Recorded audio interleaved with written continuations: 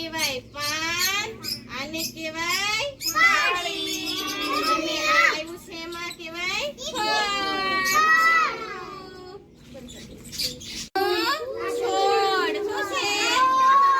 એને આવે ફૂલ. શું આવે? પછી આ શેનો છોડ છે? ગુલાબ. ગુલાબ. એમાં આવે ગુલાબ. પછી અહીંયા છે ટીકડી ફૂલ. ટીકડી ફૂલ. એનોય કહેવાય છોડ. ચલો બધા બાળકો તાળી પાડી દો.